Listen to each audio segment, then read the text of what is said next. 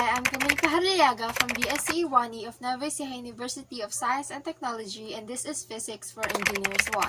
And for this video, we're going to talk about pulleys. So, pulley is an instrument that is used to lift heavy objects. It is composed of a wheel and a rope. So this rope here is connected towards this way. So in order to lift an object, the other object on the other side of the rope should be heavier. If it is lighter, then the object will not be lifted, and if they have an equal mass, they will just remain equal. So yeah, the key thing here is that the rope here in this side and then in this side, they all have force tension which is equivalent to each other. No matter what direction, they are always equal. So yeah, let's move forward to our sample problem. A 5-kilogram block hangs from a string which passes over a frictionless pulley. At the other end, attached to the string, is a 12-kilogram block which lies on a frictionless table. Find the acceleration of the blocks. Let's say this is our table, and then there's the pulley right here. This is the block A, and this is the block B. Let's say this is block A and block B. So block A is equivalent to 5 kilograms and block B is 12 kilograms. So the forces that act on block A is first of all the weight of the block A and then the force tension here. So for the block B, we have a weight and a normal force because it is lying down on a table, hence there's a normal force that is reflected towards the weight. And there's also a force tension right here. So the force tension here and here, they're equal. See, we can see here that they have different directions, but they are still equal. That's why we will also have the same acceleration for these two objects. So, by drawing the free body diagram, let's start with block A. We have block A. We have here the object, and then this is the weight, and then this is the force tension. For the block B, we have here the object. This is the weight. This is the force, normal force, and then this is the force tension.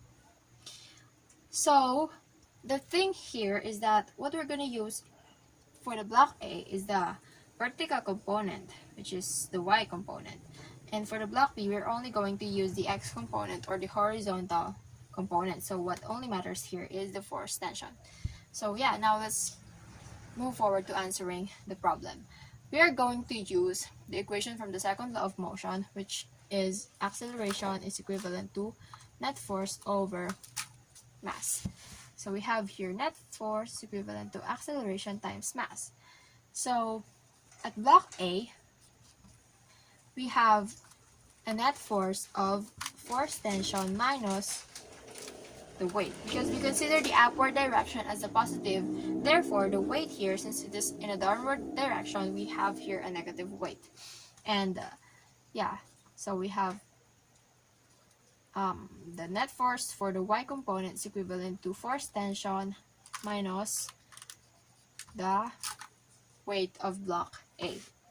And since this one is also equivalent to acceleration times mass, or acceleration Y and then mass, and then so this will be equivalent to this equation. Now for the block B, we only have here a negative force tension because we consider the right direction as the positive, hence the left direction is a negative one. Therefore, we have a negative force tension here. So our total net force is only equivalent to negative force tension. And since our total net force is also equivalent to A sub X, and then M is equivalent to negative force tension. So yeah, so we have here two equations, and in order to equate them, in order to have only one missing variable here, we need to find, or we need to substitute this equation that we will be getting here. So F tension is equivalent to negative acceleration X times mass, and we will be using that for here because the F tension or the force tension is equivalent to force tension here.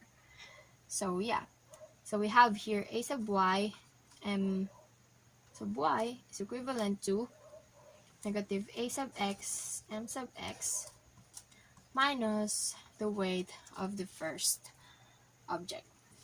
So we're just going to move this one on the other side, and we will have ay my plus ax mx equals negative weight. And to cancel for the acceleration, or to factor out the acceleration, we need to do this.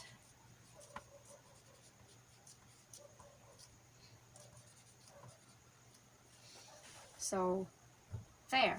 And then we need to divide both sides by mass y plus mass x,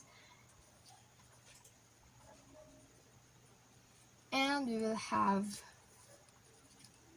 a is equivalent to negative weight of the first object over mass y plus mass x. So now we can compute for the missing value. We have here negative. In solving for the weight, we multiply the mass and the gravity, and we all know that the weight of our block A is equivalent to 5 kilograms. So we have here negative 5 kilogram times 9.81 meters per second squared. And then the mass for our block A here is 5 kilogram again, and then for block B we have 12 kilogram. So 5 kilograms plus 12 kilograms. And we will end up with negative 2.89 meters per second squared. So that is the acceleration we have for this problem. It is negative because it is in a negative direction. So meaning we have here an acceleration of 2.89 meters per second squared because here we can see the object is going downwards, and then for the second object we are going towards the left. That's why we can also say that the acceleration of block A is equivalent to 2.89 meters per second squared downward, and then the acceleration for the block B is equivalent to 2.89 meters per second squared towards the left direction. So this is Pulleys, and once again I'm Camille Pajarillaga. Thank you so much for watching.